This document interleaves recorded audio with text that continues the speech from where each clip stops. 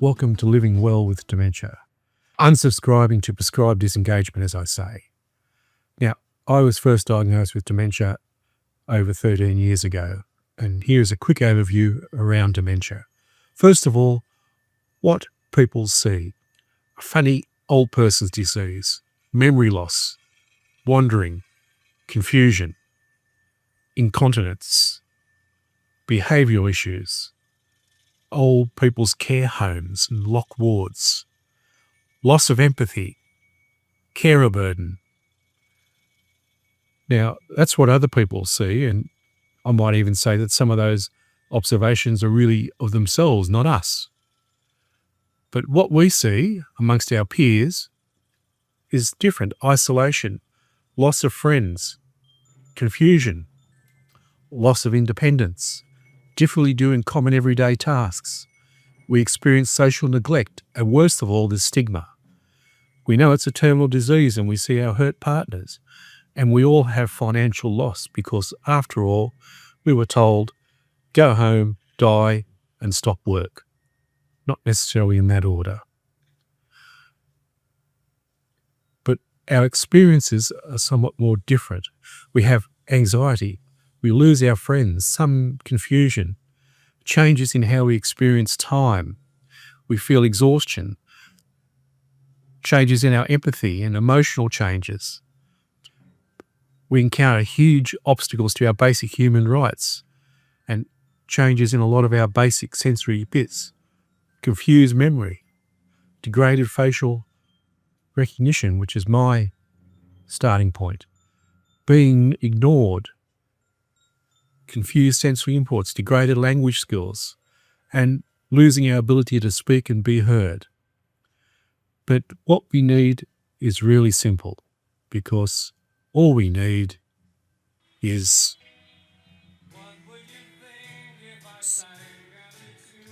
better community awareness, people to be informed about the diversity of dementia, better understanding, more time, getting rid of the stigma, maintaining our human rights, better and more individualised services. All we need is a little help from our friends, because together we can all live better. Now, some important factors to consider. First of all, we are all unique. It's not just an older person's disease. We now have children being diagnosed with dementia, and within Australia there are over 430,000 people living with dementia. And when you consider their partners and family and friends, the number of people affected by dementia becomes several million. When we're diagnosed, we are basically told, go home and die. But if we can maintain our social engagement, we're likely to well outlive our prognosis. And this is interesting research done recently, where no matter what type of disease you're diagnosed with, if you're given 3 to 6 years to live, you go home and do nothing, you'll live 3 to 6 years. But if you maintain your social engagement, you will far outlive that period, and you'll also react better to any of the pharmaceutical or chemical treatments. Also, not all the changes are bad. As an example, loss of some of the facial recognition aspects means you may see things differently, but at a different level as well. As an example, several years ago, I was asked by this gentleman, why could his 2-year-old son better engage with his grandfather than he could? And when I looked at the small child, he looked back, and we could both connect at a very simple level. And without exchanging any words, we made a contact.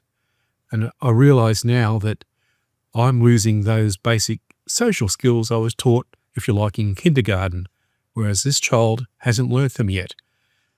And now, mentioning this to many people, a lot of grandparents are now realising that they have better connection with their grandchildren than their children do.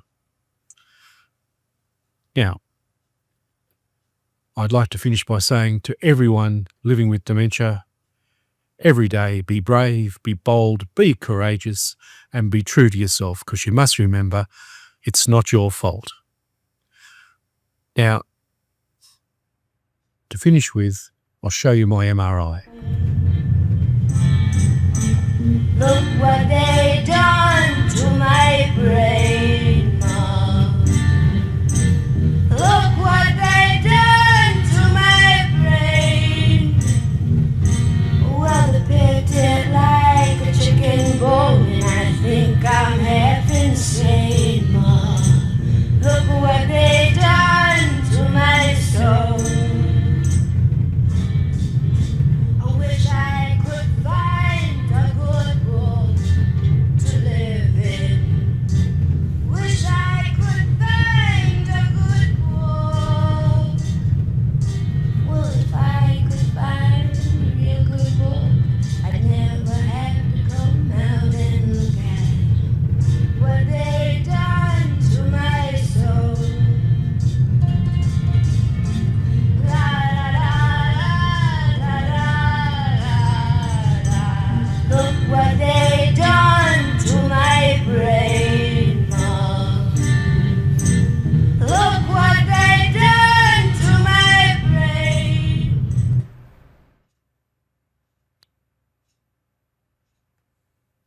Thank you, and I'll ask you a difficult question. That music from 1970 commemorates one of the 3 significant events that occurred the year before, and I'll ask you see if you can identify which one. Those 3 events were, first of all, Woodstock. Second one, Neil Armstrong walking on the moon. And the third one, a small company called Intel beginning development of their first microprocessor. Which of those has had the biggest effect on our lives today? Thank you.